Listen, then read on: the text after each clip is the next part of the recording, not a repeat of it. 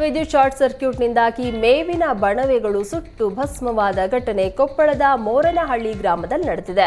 ರಾಮಚಂದ್ರಪ್ಪ ಹರನಹಳ್ಳಿ ಎಂಬುವವರ ಜಮೀನಿನಲ್ಲಿ ದನ ಕರುಗಳಿಗಾಗಿ ಸಂಗ್ರಹಿಸಿದ್ದ 4 ಬಣವೆಗಳಿಗೆ ವಿದ್ಯುತ್ ತಂತಿ ತಗುಲಿ ಸುಟ್ಟುಹೋಗಿದೆ. ಜೊತೆಗೆ 10 ಚೀಲ ಮೆಕ್ಕೆಜೋಳ ಕೂಡ ಸುಟ್ಟಿದ್ದು ಸುಮಾರು 4 ಲಕ್ಷ ರೂಪಾಯಿ ನಷ್ಟ ಆಗಿದೆ ಅಂತ ಅಂದಾಜಿಸಲಾಗಿದೆ.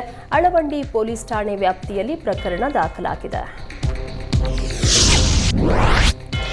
ಶಾಸಕ ಯತ್ನಾಳ್ ಕಾಂಗ್ರೆಸ್ ಸೇರುವ ಚರ್ಚೆಗೆ ಪ್ರತಿಕ್ರಿಯೆ ನೀಡಿದ ಸಚಿವ ಶರಣಬಸಪ್ಪ ದರ್ಶನಾಪುರ, ಕಾಂಗ್ರೆಸ್ ಹೋಗುವುದಿಲ್ಲವೆಂದು ಅವರೇ ಹೇಳಿದ್ದಾರೆ. ಅವರ ಸಿದ್ಧಾಂತ ನಮ್ಮ ಪಕ್ಷದ ಸಿದ್ಧಾಂತ ಒಪ್ಪೋದಿಲ್ಲ. ಬಿಜೆಪಿ ಸರ್ಕಾರದ ಅವಧಿಯಲ್ಲಿ ಕೋವಿಡ್ ಹಗರಣವಾಗಿದೆ ಎಂದು ಹೇಳಿದ್ದಾರೆ. ಮಾತಿಗೆ ಸಿಬಿಐ ತನಿಖೆಗೆ ಆಗ್ರಹ ಮಾಡುವ ಬಿಜೆಪಿಯವರು ಯತ್ನಾಳ್ ಆರೋಪದ ಬಗ್ಗೆ ಸಿಬಿಐ ತನಿಖೆಗೆ ನೀಡಬೇಕೆಂದು ಹೇಳಬೇಕು ಅಂತ ಟಾಂಗ್ ಕೊಟ್ಟಿದ್ದಾರೆ.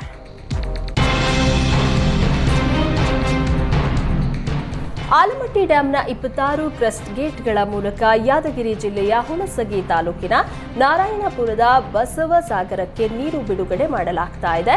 ಇದನ್ನು ವಿರೋಧಿಸಿ ವಿಜಯಪುರ ಜಿಲ್ಲೆಯ ರೈತರು ಡ್ಯಾಂ ಎದುರಿನ ನದಿ ಪಾತ್ರದಲ್ಲಿ ಇಳಿದು ಪ್ರತಿಭಟನೆ ನಡೆಸಿದ್ದಾರೆ. ರೈತರ ಬೆಳೆಗಳನ್ನ ಒಣಗಿಸಿ ನೀರನ್ನ ಸರ್ಕಾರ ಹಾಗೂ ನೀರಾವರಿ ಸಚಿವರು ಮಾರ್ಕೊಳ್ತಾ ಇದ್ದಾರೆ ಅಂತ ಆಕ್ರೋಶ ವ್ಯಕ್ತಪಡಿಸಿದ್ರು.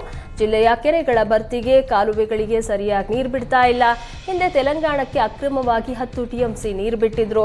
ಈಗ ಬಸವಸಾಗರ ಜಲಾಶಯಕ್ಕೆ 2 ಟಿಎಂಸಿ ನೀರು ಬಿಡಲು 26 ಕ್ರಸ್ಟ್ ಗೇಟ್ಗಳನ್ನ ತೆರೆದಿದ್ದು ಯಾಕೆ ಅಂತ ಪ್ರಶ್ನಿಸಿದ್ದಾರೆ. ಈ ಬಗ್ಗೆ ಪ್ರತಿಕ್ರಿಯೆ ನೀಡಿದ ಕೆಬಿಜೆಎನ್ಎಲ್ ಅಧಿಕಾರಿಗಳು, ಆಲಮಟ್ಟಿ ಡ್ಯಾಂನಲ್ಲಿ ಸಂಗ್ರಹವಿರೋ ಬಸವಸಾಗರ ಜಲಾಶಯದ ಪಾಲಿನ ನೀರನ್ನ ಬಿಡಲಾಗಿದೆ. ಅವಶ್ಯವಿದ್ದಾಗ ಬಸವಸಾಗರ ಜಲಾಶಯದ ನೀರನ್ನ ಇಂಡೆಂಟ್ ಹಾಕೋ ಮೂಲಕ ಪಡೆಯುತ್ತಾರೆ. ಪ್ರತಿ ವರ್ಷವೂ ನಡೆಯೋ ಪ್ರಕ್ರಿಯೆ ಅಂತ ಮಾಹಿತಿ ನೀಡಿದ್ದಾರೆ. ಕೊಪ್ಪಳದ ಯಲಬುರ್ಗಾ ವಿಧಾನಸಭಾ ಕ್ಷೇತ್ರದಲ್ಲಿ 2 ಬಸ್ ನಿಲ್ದಾಣಗಳಿಗೆ ಶಂಕುಸ್ಥಾಪನೆ ನೆರವೇರಿಸಲಾಯಿತು. ಯಲಬುರ್ಗಾ ತಾಲೂಕಿನ ಬೇವೂರು ಹಾಗೂ ಹಿರೇವಂಕಲಕುಂಟ ಗ್ರಾಮಗಳಲ್ಲಿ ಸಾರಿಗೆ ಸಚಿವರಾದ ರಾಮಲಿಂಗಾರೆಡ್ಡಿ ನೂತನ ಬಸ್ ನಿಲ್ದಾಣದ ಶಂಕುಸ್ಥಾಪನೆ ನೆರವೇರಿಸಿದ್ರು.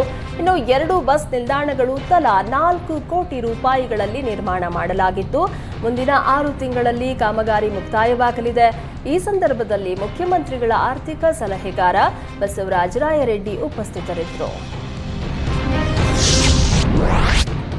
ಬಾಗಲಕೋಟೆಯಲ್ಲಿ ಕುರಿಗಾಹಿಗಳಿಗೆ ವಿಶೇಷ ಬಂದೂಕು ತರಬೇತಿ ಶಿಬಿರಕ್ಕೆ ಚಾಲನೆ ನೀಡಲಾಗಿದೆ.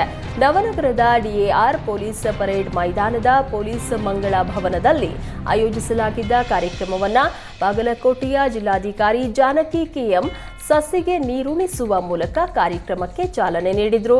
ಬಂದೂಕು ತರಬೇತಿಯನ್ನು ಏಪ್ರಿಲ್ 7ರಿಂದ 13ರವರೆಗೂ ಆಯೋಜಿಸಲಾಗಿದೆ. ಕುರಿಗಾಹಿಗಳ ಆತ್ಮರಕ್ಷಣೆಗೆ ನಾಗರಿಕ ವಿಶೇಷ ಬಂದೂಕು ತರಬೇತಿ ಶಿಬಿರವನ್ನು ಆಯೋಜನೆ ಮಾಡಲಾಗಿದೆ. ಇದರಲ್ಲಿ 2 ಉದ್ದೇಶಗಳಿವೆ. ಒಂದು ಆತ್ಮರಕ್ಷಣೆ, ಇನ್ನೊಂದು ದೇಶಕ್ಕೆ ಅವಶ್ಯಕತೆ ಬಿದ್ದರೆ ನಿಮ್ಮಿಂದ ಸೇವೆ ಸಿಗಲಿ ಎಂದು ಎಸ್ಪಿ ಅಮರನಾಥ್ ರೆಡ್ಡಿ ಹೇಳಿದರು.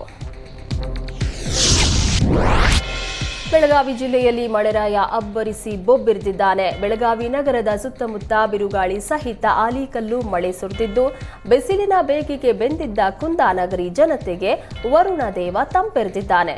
ಅಕಾಲಿಕ ಮಳೆಯಿಂದ ಅರ್ಧ ಗಂಟೆಗೂ ಹೆಚ್ಚು ಕಾಲ ಜನಜೀವನ ಅಸ್ತವ್ಯಸ್ತಗೊಂಡಿತ್ತು. ಗದಗ ಜಿಲ್ಲೆಯ ಹಲವೆಡೆ ಗಾಳಿ ಸಹಿತ ಮಳೆ ಸುರಿದಿದೆ. ಗದಗ ಬೆಟಗೇರೆ ಸುತ್ತಮುತ್ತ ಮಳೆ ಅಬ್ಬರಿಸಿದ್ದು ಬಿಸಿಲಿನ ಝಳಕ್ಕೆ ಕಂಗಾಲಾಗಿದ್ದ ಜನತೆ ಖುಷಿಯಾಗಿದ್ದಾರೆ.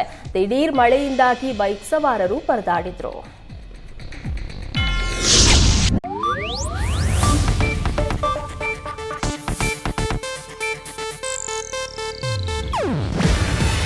ಇದು ಏಷ್ಯಾನೆಟ್ ನ್ಯೂಸ್ ನೆಟ್ವರ್ಕ್ ಪ್ರಸ್ತುತಿ. ನೀವು ನೋಡ್ತಿದ್ದೀರಾ ಏಷ್ಯಾನೆಟ್ ಸುವರ್ಣ ನ್ಯೂಸ್.